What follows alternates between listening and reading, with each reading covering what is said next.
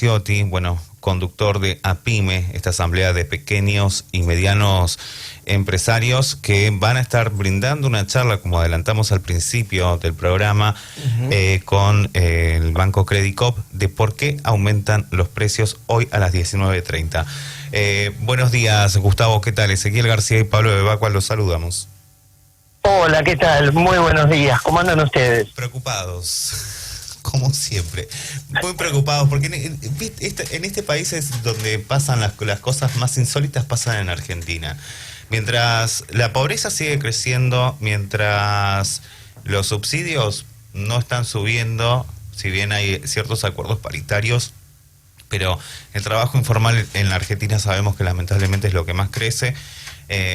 No sabemos qué va a pasar con los precios, ya no sabemos si esta semana van a aumentar, hay que esperar ahora qué es lo que propone Guzmán. ¿Ustedes qué opinan? Bueno, nosotros particularmente desde el movimiento cooperativo, desde el Banco Credicop, desde APYME, que es la Asamblea de Pequeños y Medianos Empresarios, estamos profundamente preocupados porque vemos en la inflación un verdadero escollo para poder sostener la recuperación económica.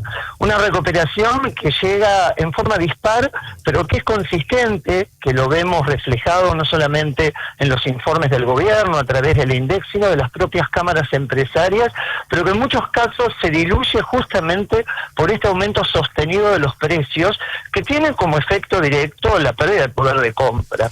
Y ahí estamos en problemas porque si consideramos que el grueso de la economía se mueve en torno al mercado interno, ese mercado interno requiere de capacidad de compra de consumidores para sostener la vida de las pymes.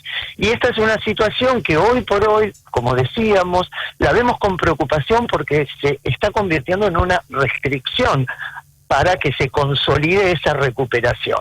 Sí, también digamos una de las noticias del día es que los bancos permiten a los usuarios, aumentan el gasto con tarjeta de débito, ¿no? Esto también está marcando el monto de extracción.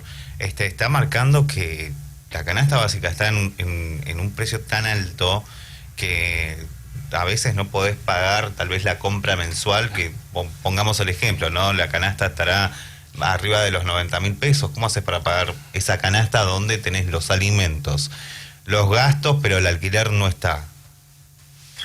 Nos pone frente a la enorme disyuntiva de ver en definitiva quién es el que gana frente a la batalla de precios y salarios. Y nos parece fundamental para eso empezar a comprender y profundizar cuáles son las causas de la inflación. Porque frente a esta situación hay dos herramientas tradicionales que son válidas. Frente al aumento de los precios, los gobiernos de turno tienen una batería de políticas de ingresos para tratar de compensar ese deterioro. En esa línea entendemos el bono a los jubilados y pensionados, el adelantamiento de las paritarias, pero en definitiva siempre terminan yendo por detrás.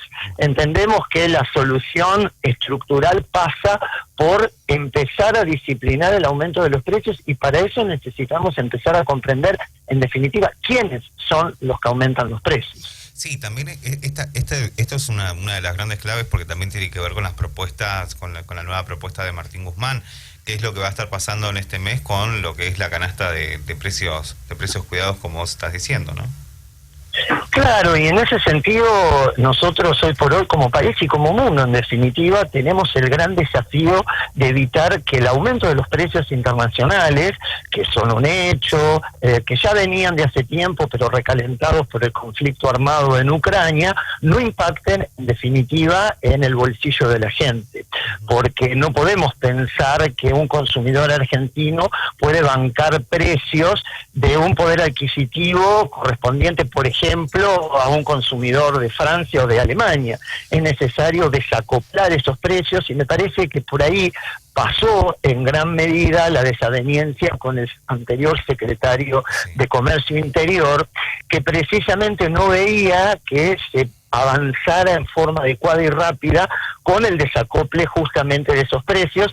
¿Y cuál es la manera tradicional y efectiva que aplican los países para desacoplar precios? Restringir exportaciones, Lo vimos, por ejemplo, claramente con la India, que suspendió las exportaciones de trigo, o Turquía, por ejemplo, que hizo lo propio con las exportaciones de grasa y aceite, a través de las retenciones, que son derechos justamente para nivelar los precios y evitar que impacten el mercado interno en la estampida de precios internacionales, o la constitución de fideicomisos, que en nuestro país viene funcionando el del aceite con bastante buen éxito, pero que por el lado del trigo, para morigerar el aumento del precio de la bolsa de harina, parecería que sigue habiendo mucha resistencia de los grandes exportadores concentrados y no se verifica en la práctica una merma del precio de este insumo básico que impacta en el precio de las galletitas, de los fideos, del paquete de harina en el supermercado, por ejemplo. Gustavo, buen día. Pablo te saluda.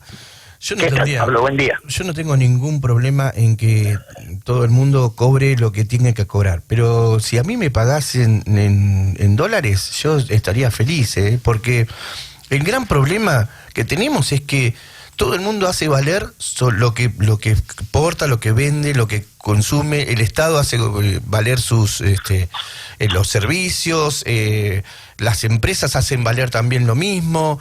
El gobierno te dice no hay que aumentar y al otro día te pone un 10% más de aumento en los combustibles, que repercute obviamente, siempre lo pagamos nosotros. Digo, nosotros pagamos todo en dólares y cobramos en pesos. Yo creo que nunca vamos a llegar así, me parece. Por supuesto, es una de las cuestiones estructurales que nos afectan, donde muchos sectores de la economía tienen su lógica y su ecuación económica en dólares. Como vos bien decís, nuestro país solamente genera dólares a través de sus exportaciones. Claro. Es cierto, tenemos una balanza comercial positiva. El INDEC anunció hace un par de días el saldo de abril, 1.500 millones de dólares. Eso es una buena noticia y ayuda a estabilizar el mercado de cambio, a generar previsibilidad. Lo que sucede es que después, cuando empezamos a ver de esos dólares generados cuánto es lo que nos queda, y bueno, se nos encienden algunas alarmas, porque vemos que por el lado de los gastos de turismo o de amortizaciones de deudas del sector privado, se nos escurre gran parte de esos dólares. Y ahí me parece que tenemos que reforzar los controles para justamente nivelar esa cuestión y empezar a construir, es un tema complejo, por supuesto, porque es de tipo cultural, una conciencia en pesos. En otros países de Latinoamérica el dólar realmente es una moneda que se usa únicamente para importar o exportar. Bueno, acá, como vos bien decís, es moneda corriente y eso altera, obviamente, las relaciones comerciales porque todo se piensa en dólares. Es más, el consumidor paga en dólares, como decíamos anteriormente, muchos productos. Exacto. Pero sus ingresos son en pesos. Entonces el desafío obviamente es enorme y bueno, en definitiva es el brete en el que estamos metidos, ¿verdad? Como en definitiva recuperamos salarios reales, porque por ahí pasa la cosa. Exactamente, porque te escuchaba que vos decís, no podemos pretender que un consumidor local pague lo mismo que una persona de Francia o de otros países. Y decimos, pero nunca vamos a llegar. Yo te escucho, escucho a una persona que está en este tema de la economía y siempre caemos en el mismo pozo. Decimos lo mismo siempre. Estamos cayendo en el mismo lugar. Damos vuelta y pagamos todo cotiza en dólares, pero nosotros seguimos ganando en pesos, seguimos atrás, siempre de atrás. Imagínate que Mira, nosotros creemos que la solución que nos puede arrimar, por lo menos, a empezar a disciplinar la cuestión, es empezar a tomar conciencia de cuáles son los orígenes de esta inflación, Exacto. Que más allá de lo importado que viene afectando, pero que es solamente una de las patas, está íntimamente relacionado con la concentración de nuestra economía, que no es una cuestión de ahora, que es estructural y que genera muchas anomalías, porque esa posición dominante de sectores monopólicos u oligopólicos les permite fijar los precios independientemente de la estructura de costos, que termina pagando el consumidor.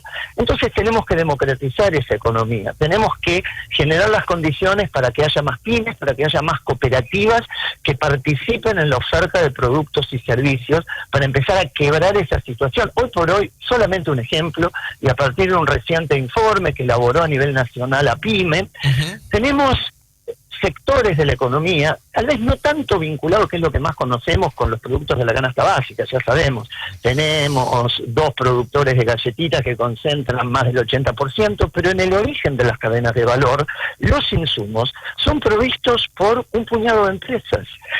Por ejemplo, en materia de acero, sabemos, Techint, el gran grupo empresario, que se multiplica a través de un montón de empresas satélites, provee prácticamente el 100% de las chapas laminadas en frío. En materia de plástico tenemos una empresa que provee el 100%, que es Dow Chemical. Entonces, a partir de ahí, vemos que se nos genera un aumento sistemático de precios que se termina trasladando en el precio del producto final. ¿Y cómo lo quebramos eso? Primero tomando conciencia y tomando medidas concretas para empezar a abrir el juego. Gustavo, muchísimas gracias por este contacto. Tenemos otra nota pautada, si no seguiríamos hablando con vos de todos estos temas que en realidad están marcando la realidad de Argentina, ¿no? La realidad de Buenos Aires y también la realidad de las pymes. Dices en una de las claves, las creaciones de cooperativas están creciendo en la provincia de Buenos Aires y eso me gustaría ampliarlo en otra ocasión. ¿Puede ser, Gustavo? Sí, con mucho gusto, a disposición, y reiteramos la invitación entonces para hoy a la tarde a partir de las 19:30, 2 palabras. ¿Cuál es la lógica? Una presentación de algunos disparadores para ponernos en situación y a partir de ahí propiciar el intercambio con los participantes para, bueno, tratar de construir colectivamente soluciones. Gustavo, muchísimas gracias. A ustedes hasta cualquier momento. Un abrazo y buen programa. Gracias. Así dialogábamos con Gustavo Casiotti, bueno, referente de APYME.